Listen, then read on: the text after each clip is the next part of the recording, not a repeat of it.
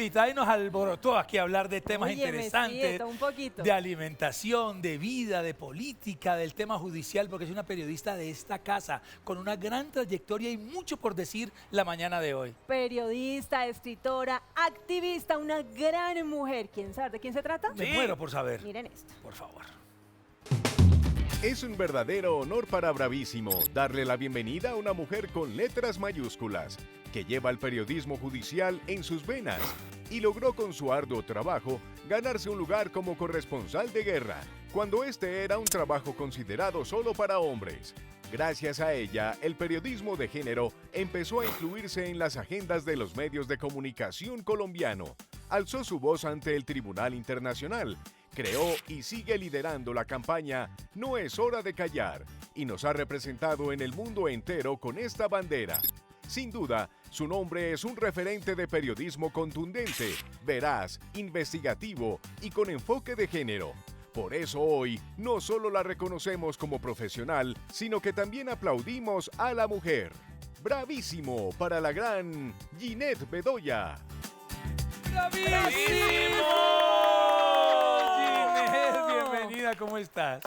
Qué honor estar aquí en este set. Muchas gracias. Hasta que Bella. por fin te tenemos en este Dios set mío. y el honor es para nosotros. Y yo quiero arrancar preguntándote algo que creo que es importante para arrancar la mañana. ¿Qué te hace levantar con buen ánimo a ti un día como hoy? Un día Ay. cualquiera. Porque vienes sonriente, vienes con los ojos Sí, brillantes. sí, sí. Yo creo que voy a decir algo que puede sonar muy lugar común, pero el periodismo, definitivamente. Y lo digo porque mi vida gira en torno a buscar historias, a escribir, a tener conexión con la gente. Y yo creo que conectarse con la gente es lo que lo tiene que motivar a uno a levantarse, a sentirse bien, a empezar el día bien. Y conectarse hoy con ustedes, pues esa fue la motivación de hoy, definitivamente. Ya. Bueno, Bienvenida. perdimos a una agrónoma. Sí. Que era un poco el sueño familiar, de papá, de tío, de familia. Hombre, necesitamos una agrónoma en la familia. ¿Por qué había esa especie de obsesión y qué pasó en el camino, Que Ginette? además lo intentaste, ¿no? Ay, sí, afortunadamente me fue mal. Eso sí es perder y ganar un poco, ¿eh? Sí, pero total, yo creo que esa fue la mejor pérdida que he tenido. Mi abuelo, que fue asesinado en medio de esta violencia, siempre tuvo finca, tenía una hacienda, y siempre quiso que mi papá o mi tía fueran agrónomos para que se encargaran de la finca. Ok. Ninguno de los dos estudió agronomía, entonces después dijo, bueno, entonces mi hermana mayor tampoco lo hizo, y cuando a mi abuelo lo asesinan, yo le prometo en el funeral que yo voy a estudiar agronomía y que yo me voy a encargar de la finca. Ay, caramba. Me presenté a la Universidad Nacional y me fue como un sapo. Usted no es apta para esta no. carrera. Afortunadamente, pero claro, yo lo hacía más por la promesa, pero lo mío era escribir, lo mío era el periodismo, lo mío estaba muy ligado a eso que soy hoy. Y digo que afortunadamente pues no pasé el examen en la Nacional. Hubo un proceso de pedirle un poco perdón a ese abuelo. Por haber fallado. Sí, como que había ese sentimiento de te fallé, abuelo, pero mira. Sí, y yo creo que en el momento del secuestro, antes y después, yo creo que también he tenido conversaciones con él en diferentes momentos de agradecerle haberme llevado a ese punto en ese momento de mi vida, a confrontar qué era lo que iba a hacer con mi vida y de haberme presentado a la universidad, haber perdido el examen y haber dicho, no, lo mío es el periodismo y por ahí tengo que seguir. Y es que desde el colegio ya venías respirando un poco la escritura, el periodismo, Sí. te lo había dicho un maestro estando en noveno de bachillerato. Ojalá que algún día usted se vaya con algo relacionado con la escritura, pero iniciaste fue con el periodismo judicial. Querías ser una periodista de guerra. ¿Y cómo te sientes ahora con estos cambios que te ha traído la vida? Yo creo que realmente toda la vida voy a ser una periodista de guerra porque en eso fue en lo que me especialicé y además fue una cosa como de carambola. Yo empiezo a trabajar en RCN Radio ya formalmente hace ya casi 30 años. ¿Unos añitos? Hace unos añitos. Y cuando llego a la redacción de RCN, a la básica, lo primero que me toca es ir a cubrir un motín carcelario en La Modelo. Dios Wow. mío. Yo todavía estaba en la universidad, todavía era estudiante, llegué a la cárcel, era una muchachita, o sea, era una muchachita de 21 años. Dios mío. y me tocó llegar a cubrir ese enfrentamiento y yo creo que hay una conexión. Antes ya había hecho un curso de 6 meses de corresponsal militar y tenía mucho la conexión con el país, con la guerra, con lo que vivíamos en esos años 80 y 90. A mí particularmente me tocó afrontar muy cerca a mi casa un carro bomba de los que ponía Pablo Escobar. Bueno, era un momento en el que sí o sí estaba como muy metida en eso, pero cuando me toca ir a la cárcel y tengo esa conexión y yo digo, esto es otro mundo, y logro entrar a la cárcel, el sindicato de guardianes me entra a la cárcel y me encuentro con esa realidad, yo creo que hay un clic y hubo un enamoramiento con el periodismo judicial y de ahí en adelante creo que lo que vino fue ayudar a escribir parte de la historia de este país y me siento muy, muy honrada y muy orgullosa de eso porque creo que he sido una de las periodistas, hombres y mujeres, Sí, más que allá ha del logrado llegar a lugares donde nadie más ha llegado y ha podido contar de primera mano la historia de este país, historias que nadie más ha contado y ese es un regalo de la vida muy grande. Has sido una gran pionera y eso obviamente te lo tenemos que agradecer todos los periodistas. Has afrontado a lo largo de tu carrera situaciones bien complicadas como hacer parte de una operación militar durante un mes en medio de militares, guerrilleros, siendo la única mujer. Dios mío. ¿Cómo fue eso para ti? ¿Qué situación tan densa y pues tener que compartir muchos momentos, Ese hasta el día a día. baño? Yo creo que eso lo va curtiendo a uno, ¿no? Porque primero era un momento en el que las mujeres no teníamos espacio para hacer periodismo y si lográbamos llegar a ciertos espacios era porque se lo habíamos dado a alguien, porque éramos la novia de o salíamos con. Ese estereotipo machista donde te dicen, tú lo logras no porque tienes capacidades, sino por tu condición de mujer Claro. y quién sabe qué hiciste para que te lo dieran. Era muy señalado. Dios mío, Sí. pero eso sí ha sido muy frecuente en Sí, nuestra sociedad. y lo seguimos afrontando. Y en diferentes ámbitos. Pero en ese momento era súper marcado. Entonces, abrirse espacio como corresponsal de guerra era para los hombres, porque era la guerra, las mujeres no vamos a la guerra. Y era un momento de operaciones militares muy fuertes, donde la guerrilla estaba muy bien consolidada, donde tenía copado casi todo el país. Y hubo una operación grandísima que se llamó Gato Negro contra un jefe guerrillero de las FARC, aliado con un narcotraficante brasileño. Era una operación en medio de la selva del Guainía, selva, y yo logré llegar allá. Dios. Iba por 3 días y empaqué 2 mudas de ropa para 3 días. Sí. Me logré montar en un helicóptero, en un Black Hawk que llevaba armamento. Como yo soy pequeña, me lograron sentar encima de la caja de la munición. Ay, Dios Me dejaron botada en medio de la selva. Me conecté ahí con la gente de Fuerzas Especiales que estaba haciendo la operación. Y 3 días se convirtieron en un mes. Un mes reportando desde allí, escribiendo las crónicas, estando en medio de los combates, casi nos matan. Tener que abrirme ese espacio y autocuidarme, pero también buscar quién me cuidara, porque eran 400 hombres de fuerzas especiales, yo era la única mujer. Para ir al baño tenía que pedir ayuda para que alguien me cuidara mientras yo iba al baño para Claro. bañarme. No tenía ni siquiera cepillo de dientes, entonces un soldado me dio su cepillo de dientes. Fue una de las experiencias más enriquecedoras que he tenido como ser humano, pero también que me permitió vivir la selva, sentirla en la piel, sentir la guerra en la piel, sentir lo que es estar en medio de una situación tan difícil y salir con vida. ¿Y qué se sentía ser Dios. mujer en medio de toda esa guerra, de todo ese conflicto? Eso tiene unos altibajos porque obviamente cuando se está en la adrenalina del combate, cuando tú vas en el helicóptero y te están disparando y yo tengo todas esas grabaciones contando, nos están disparando en ese momento, tú no sabes si el helicóptero se va a caer, los soldados desembarcan, el soldado que acabas de ver al lado tuyo con el fusil, 1 hora después los ves en una bolsa muerto. Uy, Dios ¿Se es- sabe ese fuego de dónde viene o es un fuego generalizado? Uno no sabe si viene de un lado. Cuando nosotros íbamos entrando, la guerrilla atacó eran 6 helicópteros, yo iba en el segundo, yo iba grabando, atacaron el helicóptero, además eran balas .50 que son para derribar el helicóptero, y recuerdo el piloto que iba al mando, que era un capitán en ese momento, hoy es general de la República, protestó muchísimo porque me dejaron subir al helicóptero y le ¿qué tal? protestó a su comandante ¿No y le le dijo, gustó? esta señora, bueno, esta señora en ese ¿Chica? momento no era... ¿Esta muchacha? Esta muchacha me puede acabar la carrera, si a ella le pasa algo, yo soy el responsable porque soy el piloto al mando.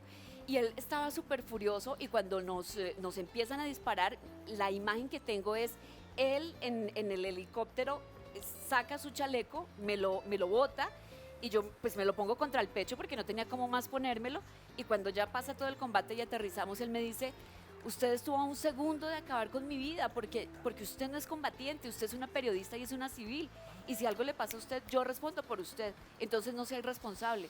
Yo le dije, no, yo soy periodista, yo estoy aquí para contar lo que pasa y, Cubriendo. Para vivirlo en y, carne y propia. espero que lo entienda, y después nos volvimos grandes amigos después Bueno. de ese combate. Esta mañana, ¿sí? ¿No?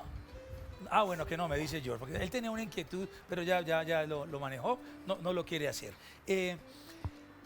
¿Qué ADN, qué objetivo, qué visión de vida, qué proyecto de vida, qué propósito debe tener no una mujer ni un hombre, un ser humano que toma la decisión de ir a cubrir unos conflictos?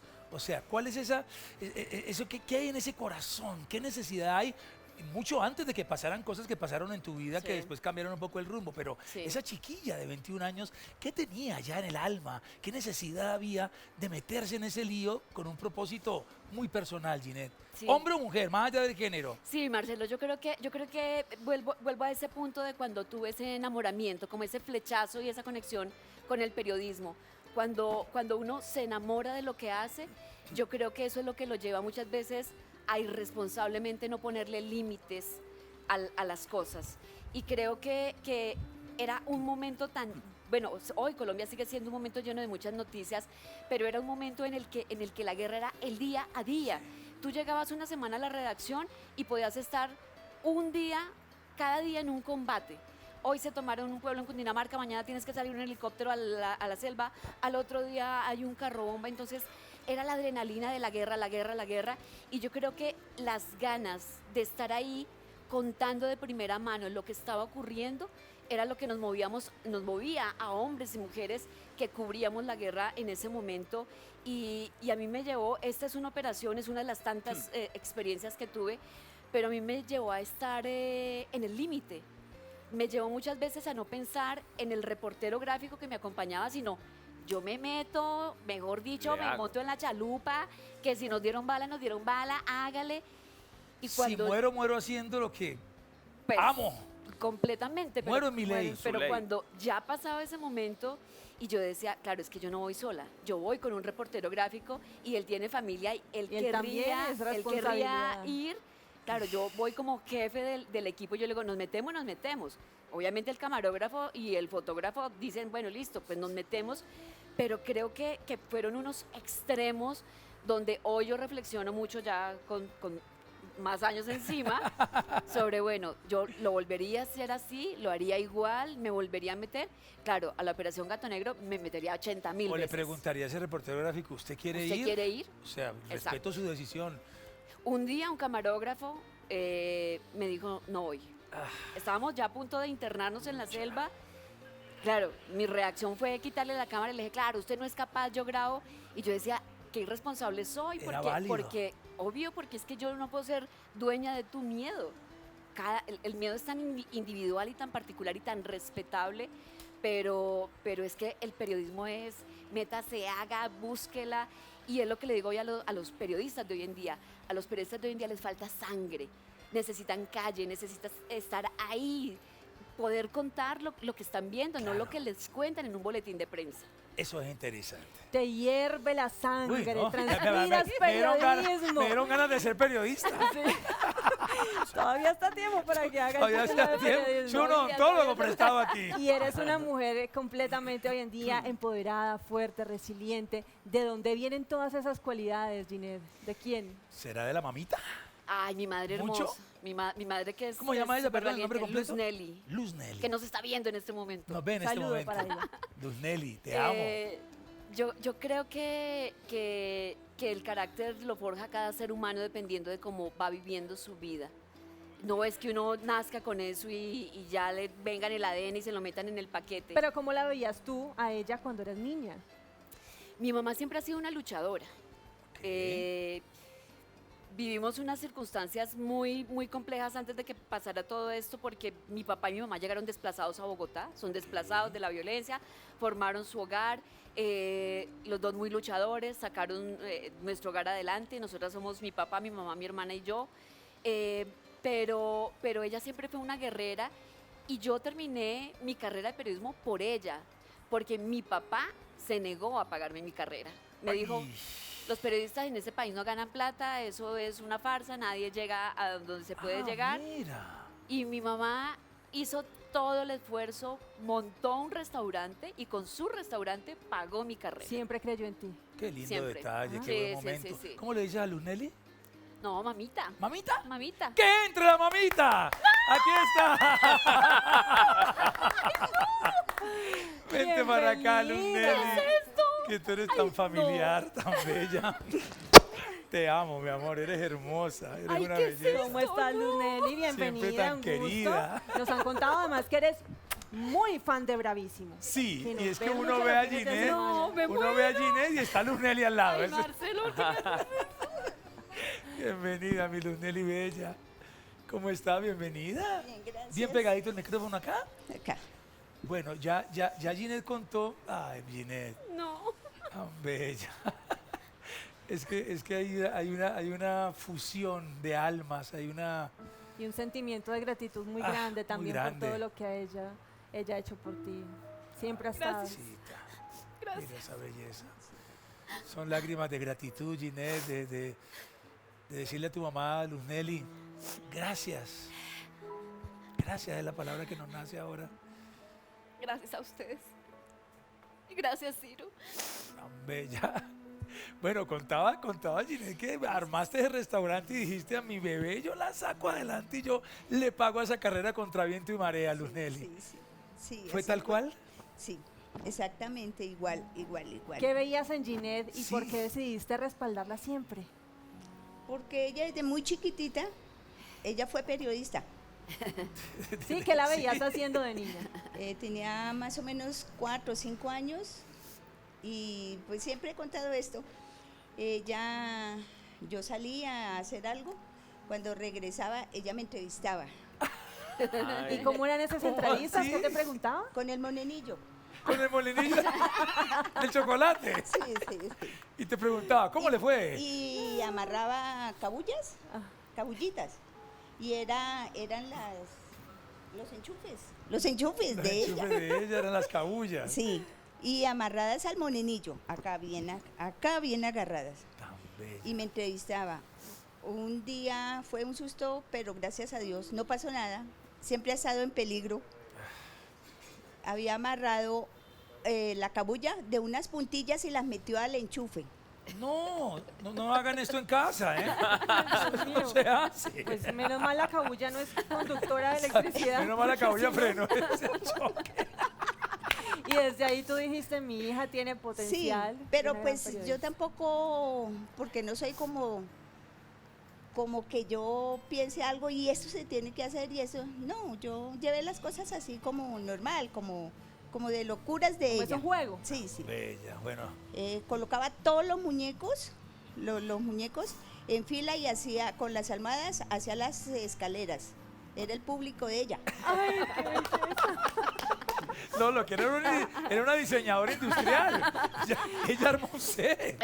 Ginette, pasa el tiempo y esto se cuenta ya con sonrisas, pero Sí. en esos momentos álgidos, difíciles, que no vamos a profundizar mucho, la mamá ahí, Luz Nelly ahí, para una palabra, para un apoyo, para un abrazo, ¿qué significa esta mujer para ti?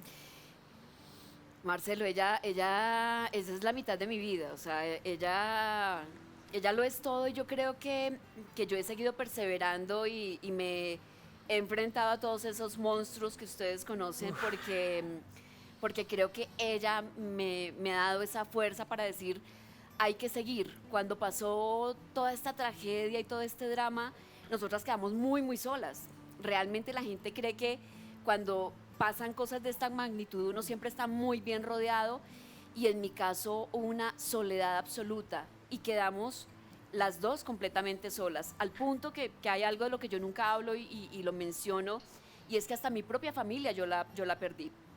Yo desde mi secuestro no me hablo con mi papá, yo corté relación con él, yo no me hablo con mi hermana ni con mis sobrinos, corté esa relación y es un corte definitivo. Y es lo que la gente muchas veces no entiende, el impacto que tiene el secuestro en las personas.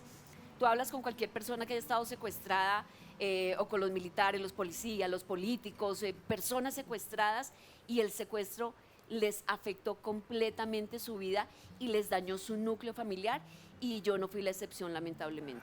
Ay, Dios mío, se alejaron personas importantes para tu corazón, quedaron ustedes dos siendo Sí. el soporte la una de la otra. Y Luz Nelly, cuando Ginette toma esa decisión de no irse del país, sino quedarse acá sabiendo el peligro al que se seguiría enfrentando, usted como mamá, ¿qué sintió? Pues yo sí le rogué muchas veces de que nos fuéramos. Y ella, no, no, no. Un día me dijo, mami, ¿tienes miedo? Yo voy y te ubico en otro país. Le dije, no, porque el peligro más grande es para usted, no para mí. Yo me quedo. Y nos quedamos. Y no la querías dejar sola. No. Y esa decisión las unió más y esa decisión fue una decisión de valientes, Ginette. No era un momento fácil, No. ni para ti, ni en el país, ni para el periodismo, ni para la mujer. O sea, Exactamente. eran 4 factores que estaban aparentemente en contra y tomas una decisión que también cambia tu vida porque encuentras un norte, un propósito mucho más concreto y entras a un ambiente diferentísimo en el cual te has venido desarrollando a tal punto de haber sido ya ratificada como editora de género de esta casa editorial que no en Sí. muchos países pasa. Sí, creo que a todos los seres humanos siempre la vida nos pone en un momento de límite, que es cuando nos mide de usted realmente qué es lo que quiere en esta vida. Y tomar la decisión de decir, bueno, listo, sí, me voy a quedar perdiendo muchas cosas, perdiendo gran parte de mi vida, pero también a qué le voy a apostar. Le seguí apostando al periodismo de guerra. En medio de eso se cruza el tema de género cuando decido hablar públicamente de mi caso y llega todo esto que Marcela ha sido increíble porque se convirtió realmente en un movimiento nacional. Yo ya lo Así puedo que decir. mundial. Sí. Ojo. Sí, Le sí. pusiste una cara a no la sea violencia modesta, de género. porque esto ha trascendido Sí, yo las sé. fronteras de Colombia. Yo sé, y mirar hacia atrás y ver todos estos años que hemos caminado y que hemos construido algo precisamente para el país y para el mundo, pues da la respuesta de que a veces las decisiones, por muy dolorosas que sean, son las necesarias. Para mí es un orgullo grande ser como la primera en muchas cosas, haber sido las primeras mujeres que se metió a cubrir la guerra, haber sido la primera mujer que llevó un caso de violencia sexual a un tribunal internacional de Colombia, haber sido la primera y ser la primera editora de género en un medio de comunicación masivo En en el país Colombia. no existía ese cargo, No, esa no, estructura de no periodismo. existe hoy. Y había como 3, 4 en el mundo. Exactamente. Entonces, eso también da esas ganas de levantarse todos los días y decir, sí, estoy abriendo un camino para las mujeres que están ahí al lado mío y las que vienen detrás, y eso es lo que hay que seguir haciendo. Esta experiencia de editora de género creo que ha sido maravillosa porque tengo la gran fortuna de ser embajadora global de las Naciones Unidas y llevar esa experiencia a las Naciones Unidas a otros países ha sido esa respuesta de sí vale la pena, valió la pena, valió la pena. Doloroso, a veces todavía hay lágrimas, pero valió la pena y qué legado tan lindo le estamos dejando a tantas mujeres en el mundo.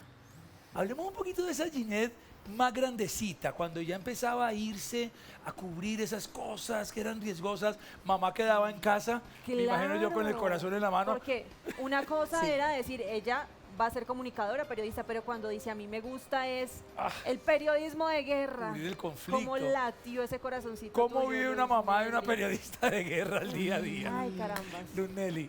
Muy, muy terrible, terrible. Pero yo misma siempre cogí por costumbre, yo misma me doy ánimos. Yo misma me tranquilizo. Ok. Yo soy católica, pero no así que esté pegada con la camándula, no. Pero sí tienes Pero tu eres una momento mujer de fe. Sí. Entonces, bueno, ya se iba yo, la bendición y ya. Y yo trataba de olvidarme, pero yo pegada al televisor, a ver qué A veía, ver qué qué salía. escuchaba. Y Difícil. lloradas, Lloradas solitarias y ahí en silencio, ¿no? sí, sí. Y- Entonces yo misma me saco, voy, doy una vuelta, una vueltica por los centros comerciales. te Qué, distraes. qué peligrosa combinación, una mujer con cierta ansiedad y en un centro comercial. Sí. Las compras compulsivas en ese momento que no se pueden controlar. Y te las tenías que aguantar. Era parte Total. de esa empatía, Pero también ¿no? parte de ti y en ese tema de la empatía, seguramente en medio de esos combates, pues también pensabas en Luz Nelly, en cómo poder comunicarte con ella y decirle, mamá, estoy bien.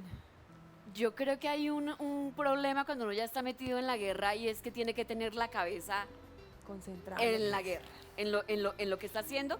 Y yo creo que los militares o los combatientes entienden esto que estoy diciendo, y es que cuando uno está en medio de una situación crítica, cuando está con los 5 sentidos ahí de ese momento, tiene que dejar el resto a un lado, porque no puede tener 2 cosas en la cabeza al mismo tiempo.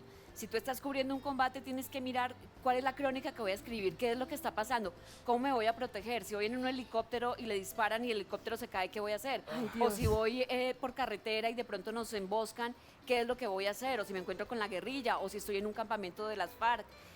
Entonces, yo creo que uno ahí tiene que poner una línea, un límite, y es mi vida, lo que es mi vida, se queda allá, mi cabeza está acá. Y también ese es el éxito de poder hacer las cosas medianamente bien, porque no puedes fragmentar la cabeza. Claro, cuando ya sales de la zona donde estás haciendo el cubrimiento, pues sí, lo primero que hay que hacer es intentar buscar un teléfono y decir, estoy bien. Estoy bien. O llamar al periódico, por favor le avisan a mi mamá que estoy bien. Por lo general eso era lo que ocurría. Del Sí. periódico llamaban a mamá y le decían, ya Está viva, está, está bien. está ¿Qué viva, era ya lo salió. primero que hacían cuando llegaba de ese cubrimiento? O sea, llegué, voy a estar aquí un par de semanas preparando lo nuevo. ¿Cómo eran esos planes? La comidita favorita de Ginette, vamos al centro comercial. ¿Qué hacían, Luz Nelly? Salir, darnos una vuelta, Caminar. comer algo, unas compritas. Una que otra comprita. Sí, lo de la compra está complicado. El salario Aún hoy. aún hoy está complicado. Y en casa, ¿con qué plato la recibías Sí, o la recibes? ¿alguna allí? comida especial? Ella, ahorita, pues por tantas cosas, ha cambiado de comidas. Sí, estamos todos en ese Se proceso. cambian los hábitos. Cambiar Sí, un sí, poco. sí. Entonces era chicharrón, Sí. arepa, Chicharroncito. patacón, Lo rico. sopita de fideo, sopita de arroz. Oh, ¿de Pero, mamá? pero siempre me recibía con el chicharrón. O Ese sea, era ese fue mi problema para no ser vegetariana. No me pude divorciar del chicharrón, nunca. O sea, nunca. ¡Larga vida, chicharrón! Ahora me tocó por el tema de los triglicéridos, pero mamá siempre que llegaba de viajes me tenía la arepita, el chicharrón y el plátano.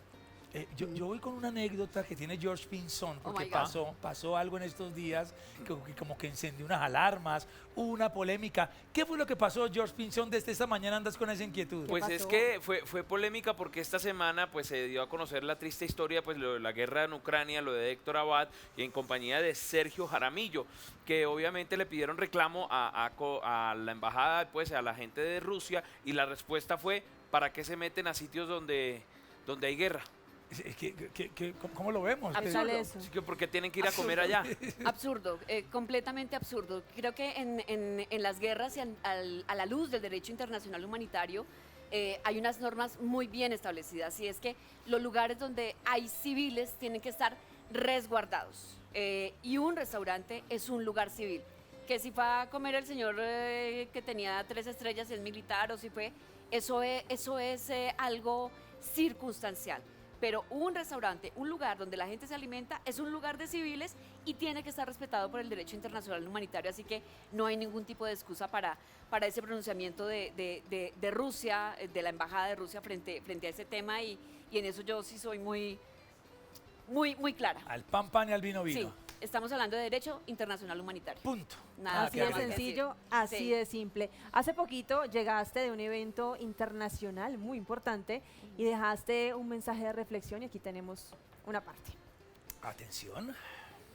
La multimedia, las redes sociales, el mundo digital, creado para unirnos y hacer más cercanas las historias y las naciones. Eso, por el contrario, abrió un abismo que a veces parece no tender un puente de conexión posible.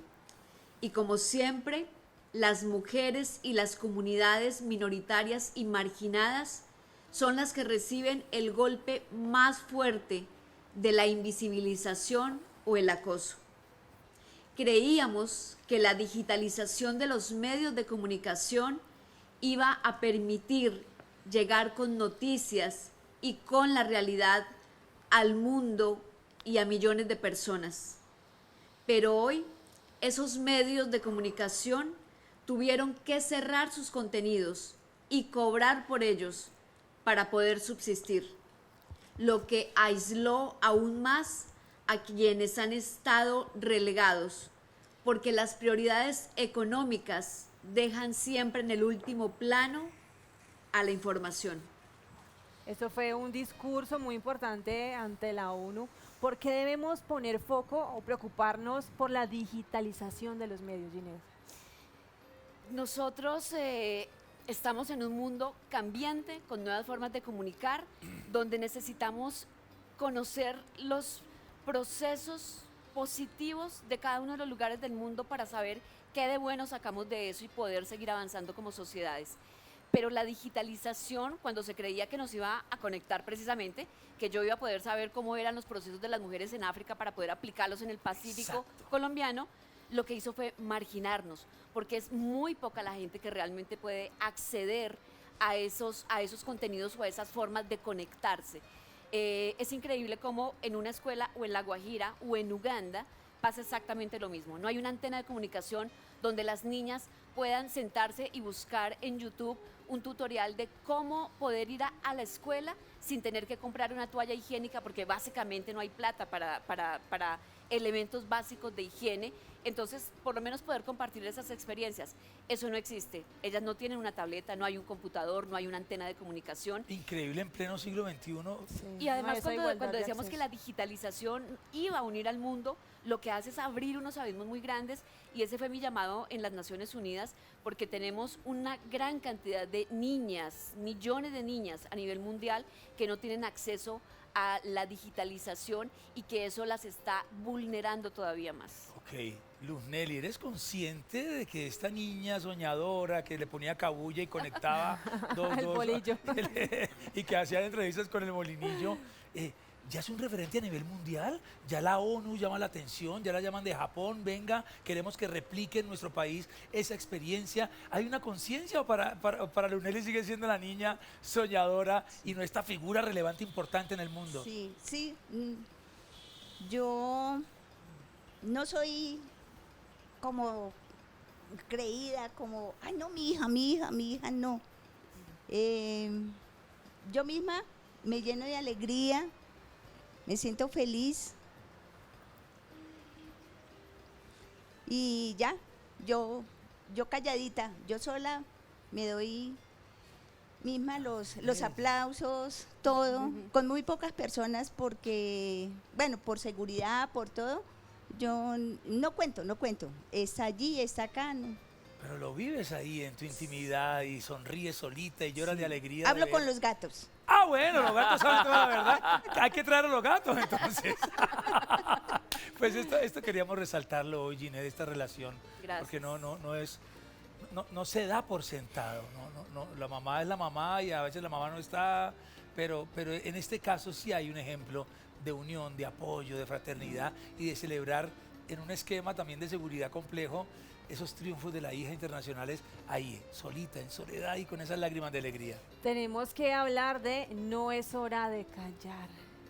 Esto que ha hecho eco y es tan importante para el país. Sigue siendo Colombia uno de los países más peligrosos para hacer periodismo, Ginés.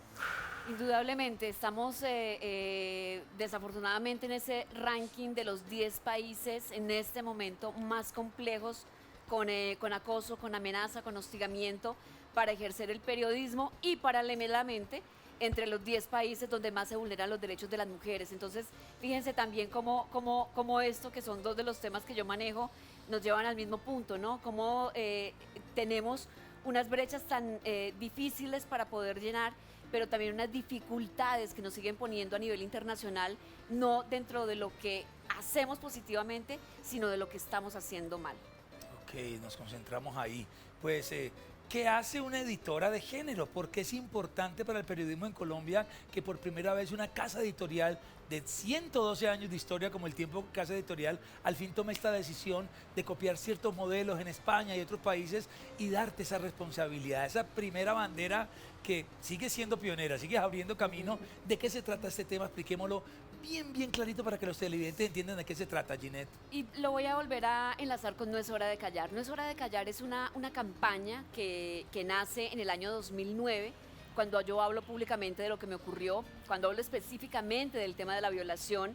Y eso abre una puerta muy importante para que muchas mujeres en Colombia empiecen a hablar de la violencia sexual.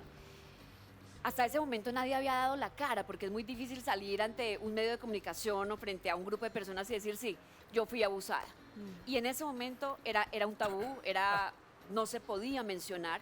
Y cuando tomo esa decisión, la vida me vuelve a dar un giro muy grande. Yo empiezo esta labor de decir no es hora de callar, porque la saco de una entrevista que me hacen en el diario El País de España. Ellos titulan, ella habló porque entendió que era hora de no quedarse callada.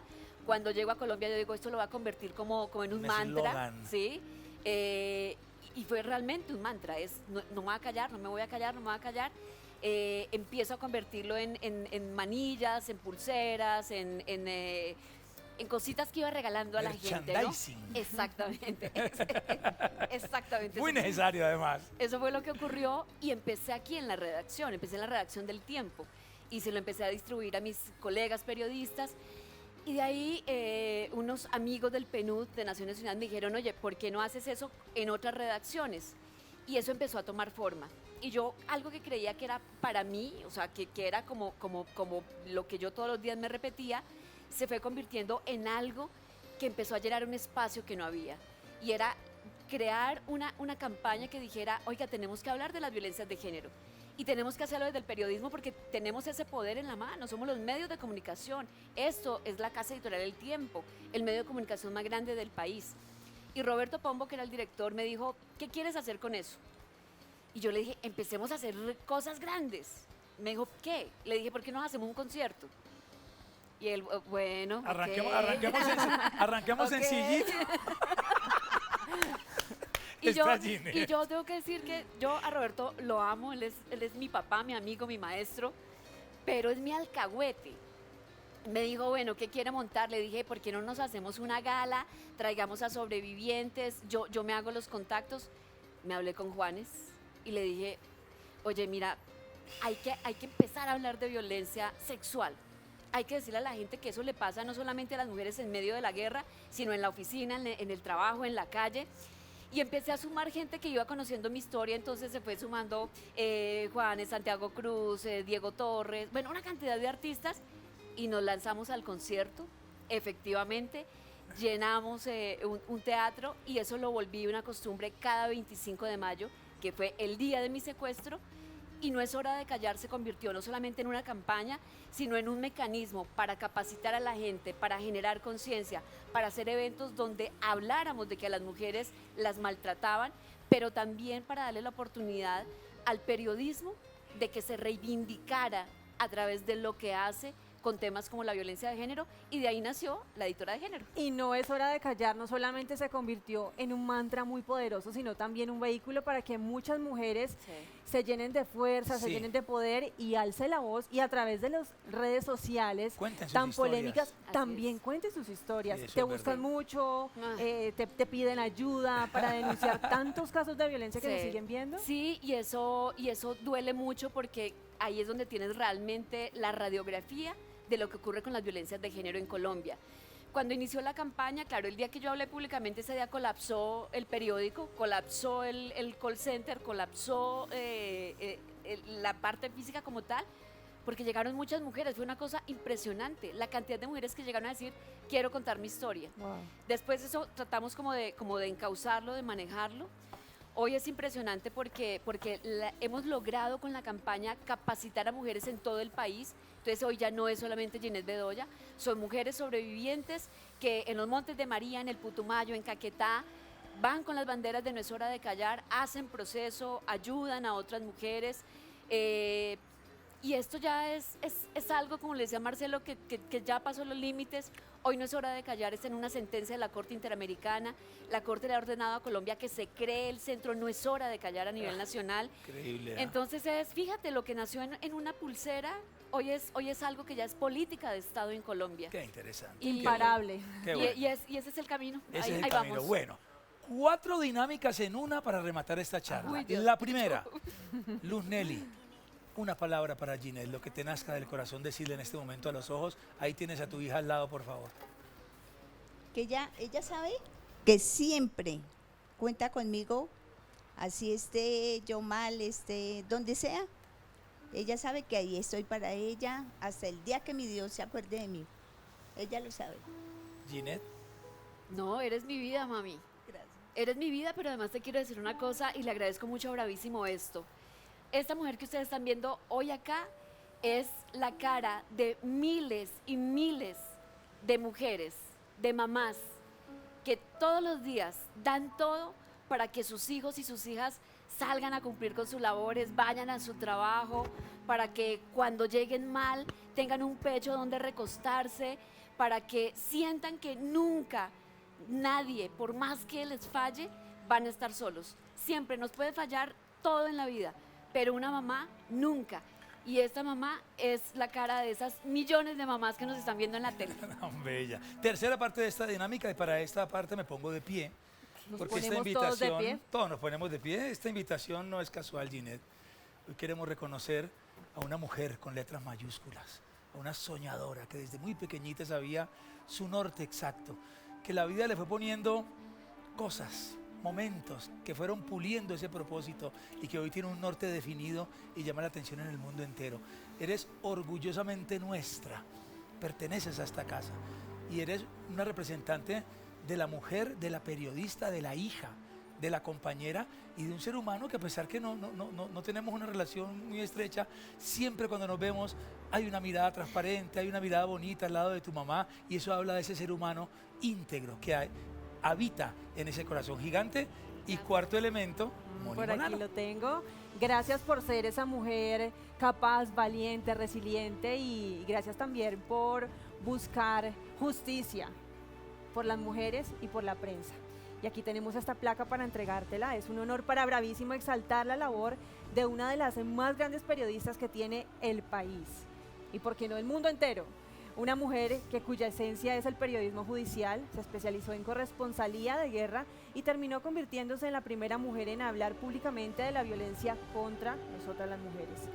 A partir de ese momento, no ha parado de trabajar, no solo porque se reconozca la gravedad de la violencia de género, sino también que además se investigue y sancione a los responsables y se repare a las víctimas. Por eso hoy nos enorgullecemos y aplaudimos su rigurosidad, su valentía, su coraje y nos sentimos afortunados de que El Tiempo Casa Editorial sea el primer medio de comunicación en Colombia en tener una editora de género. Sin duda una mujer de admirar, una líder mundial de la causa por el derecho de las mujeres, por la equidad de género, una abanderada de la campaña No es hora de callar, que trascendió fronteras, una periodista innata para quien se nos quedan cortos los aplausos y las palabras. Hoy el Bravísimo es para ti y El Tiempo Casa Editorial por muchos años creciendo juntos. Bravísimo, gigante. Para Ginette Bedoya, Gracias. para gracias. Luz Nelly, gracias Luz Nelly. Y a Luz Nelly también Ginette hermosa. por haber criado una mujer tan increíble como Ginette. Todo nuestro respeto, Ginette, nuestra admiración. Una palabra final, mensaje concreto No. y de conclusión en este momento. Decirles que hay mucho por hacer en este país todavía, que creo que cada uno de nosotros, y en algún momento lo había dicho en este espacio, tenemos la posibilidad de transformar la vida de alguien. No necesitamos ser ni famoso, ni tener dinero, ni influencias para poderle cambiar la vida a alguien. Y es el mensaje que les quiero dejar. Todos los días levántense pensando que usted desde lo que hace le puede transformar la vida a alguien y es lo que mi mamá y yo hemos intentado hacer.